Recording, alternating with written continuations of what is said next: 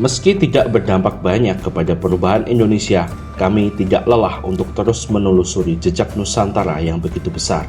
Kami hanya ingin belajar dari leluhur bagaimana mereka menjalani hidup dan membangun peradaban. Kami sangat yakin jika Indonesia dipimpin dengan cara yang sama oleh para kesatria Nusantara dulu, masa depan Indonesia sangatlah cerah. Kali ini kita belajar dari sebuah candi yang menjadi saksi bisu ketika seorang kesatria mengantarkan Nusantara menjadi tanah yang adil dan makmur.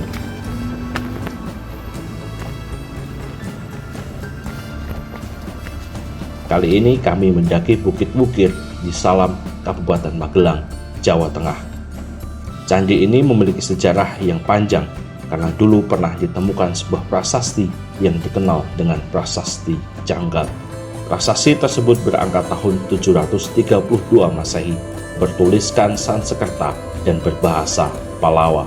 Prasasti ini menyebutkan tentang Raja Sanjaya yang gagah berani dan berhasil menaklukkan musuh-musuhnya. Ia adalah pengganti dari Raja Sana yang gugur di medan perang. Atas keberhasilannya itu, ia kemudian mendirikan sebuah lingga di atas sebuah bukit. Kemungkinan besar lokasi yang dimaksud adalah candi ini. Raja Sanjaya yang juga dikenal sebagai Rakai Mataram, Sang Ratu Sanjaya, adalah anggota dinasti Sailendra yang pernah menguasai Jawa Tengah dengan kerajaannya bernama Mataram. Oke teman-teman, kita hari ini sudah ada di Candi Wukir. Candi ini yang pasti jauh lebih tua dari Candi Borobudur. Candi ini adalah peninggalan Sanjaya. Sedikit penjelasan bagaimana bangunan-bangunan masa kuno dibentuk oleh para leluhur kita. Contohnya ada di samping saya ini. Di sini ada lubang di atas sebuah batu. Ini adalah fungsinya sebagai kuncian agar bisa meminimalisir ketika ada gempa, karena leluhur kita pasti tahu bahwa di Jawa ini sangat banyak sekali lempeng yang bisa membuat gempa bumi. Contohnya adalah ini. Nah, ini adalah sebagai kuncian biar bangunan jauh lebih kuat ketika ada goncangan. Hanya saja manusia tetap tidak bisa melawan alam. Buktinya Mataram kuno tetap runtuh karena konon katanya karena alam, sehingga mereka harus bermigrasi ke Jawa sebagian timur dan membangun dinasti selanjutnya. Raja-raja terkenal dari dinasti ini ialah Sri Maharaja Rakai Panangkaran yang diduga mendirikan Candi Borobudur, Mendut, dan Sewu. Semuanya adalah candi Buddha. Selain itu juga ada Sri Maharaja Rakai Pikatan yang telah mendirikan Candi Prambanan dan beberapa candi di Pelausan.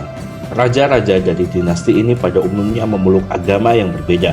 Satu raja beragama Buddha tetapi penggantinya beragama Hindu, sehingga banyak ditemukan candi Buddha yang berdekatan dengan candi Hindu.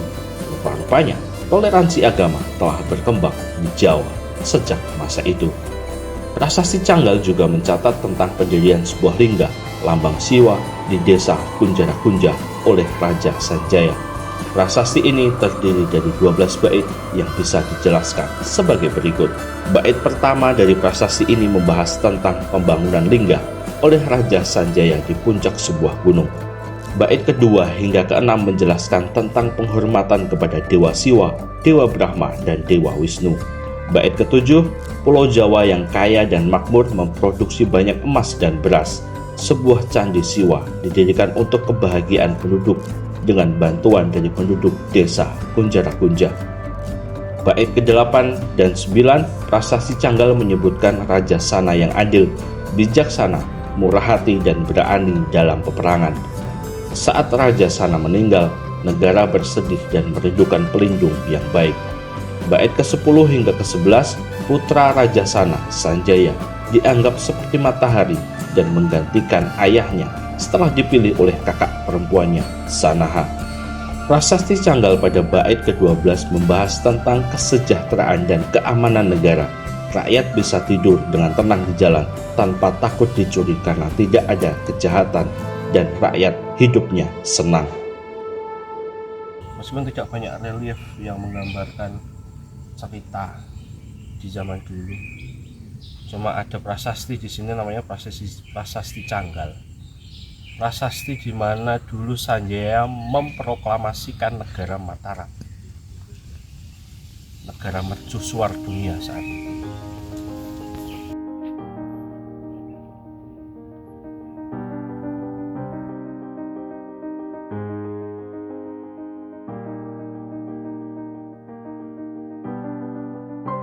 Kami yakin cepat atau lambat, sang waktu akan mengantarkan kita pada sebuah masa ketika masa lalu kembali hadir di tanah Nusantara yang kita cintai.